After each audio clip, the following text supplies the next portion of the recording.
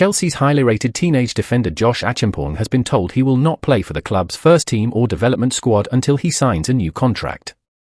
Acheampong's current deal expires in 2026 and the club have opened talks over an extension to secure his long-term future, but nothing has been finalised yet. In the summer, Chelsea regarded him as third choice in the pecking order of their right-backs at the club behind captain Reece James and Malo Gusto.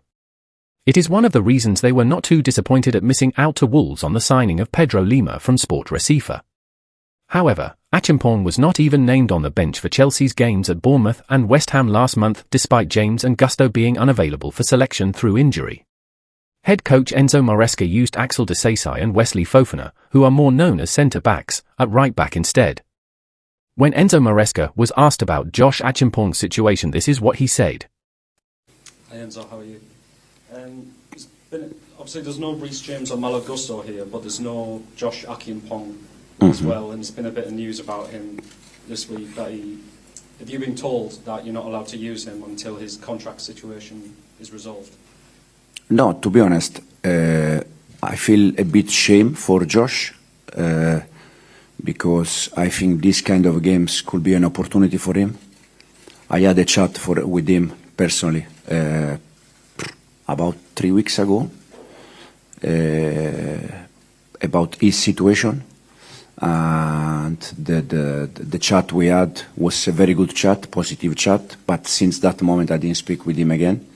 And as I said, it's a shame because I really think that Josh is, I already said many times, that for me potentially he can be a top player.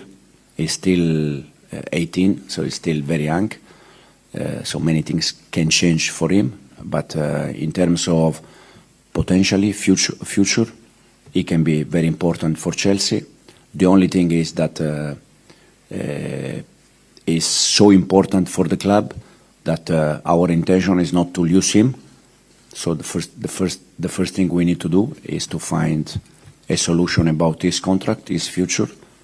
But the most important thing I think at this age is that they get minutes, they enjoy, and they play football. And it's bad situation in this moment for him.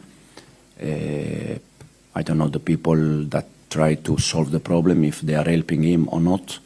But the only thing I can say is that I really like Josh and I would like to have him here with us, but it's not possible.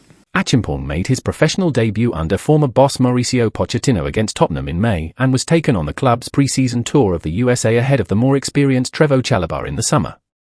But the 18-year-old has made just one appearance under Maresca so far, playing 27 minutes as a substitute against Barrow in the Carabao Cup on September 24th. He has not been in the matchday squad since then.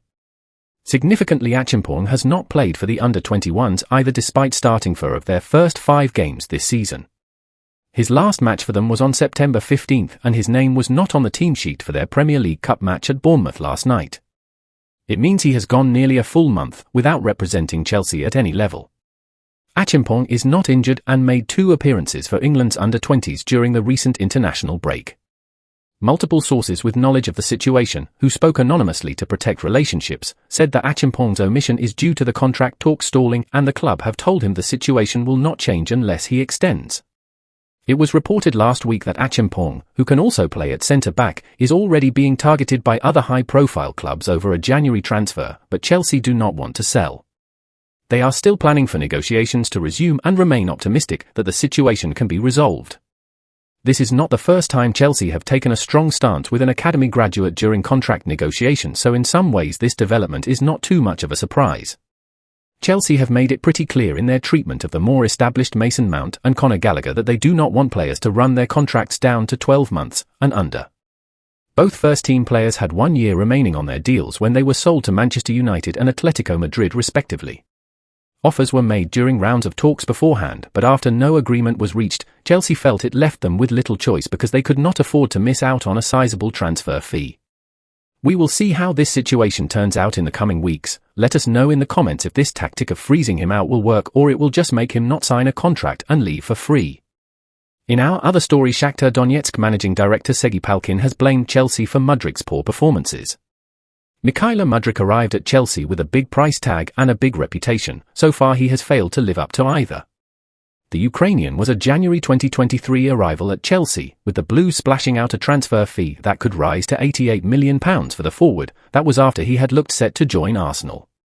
The Gunners were heavily linked with the frontman and Mudryk wanted the deal, but late in the day Chelsea came in and blew Arsenal out of the water with their offer, and Mudryk signed in West London instead. In just under 2 seasons though, he has mustered 2,315 minutes of Premier League action, only 81 of those coming under Enzo Maresca this year, which equates to just under 26 full matches. He has 5 goals and 4 assists in that period.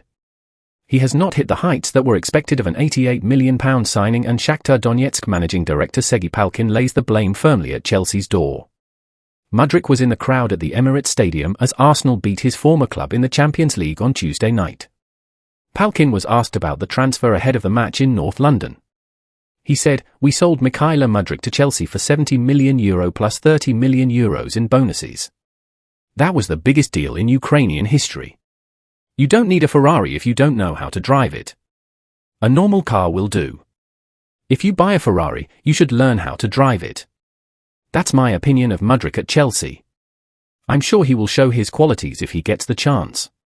He is a real difference maker, and you can see that in his appearances for the Ukrainian national team. There are very few players in that category. Mudryk was also not in Chelsea's squad in the defeat to Liverpool on Sunday. Enzo Maresca confirmed the decision was a technical one and not down to an injury. And when asked if Chelsea fans can expect to see him receive a bigger opportunity, he said, "Hi Enzo. So I know you've been asked quite a lot about Mudryk in recent weeks, but it's very interesting for people, and they're wondering when this guy could fulfil this potential that everyone knows he has, and when do you think that might happen?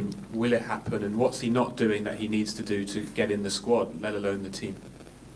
I don't know.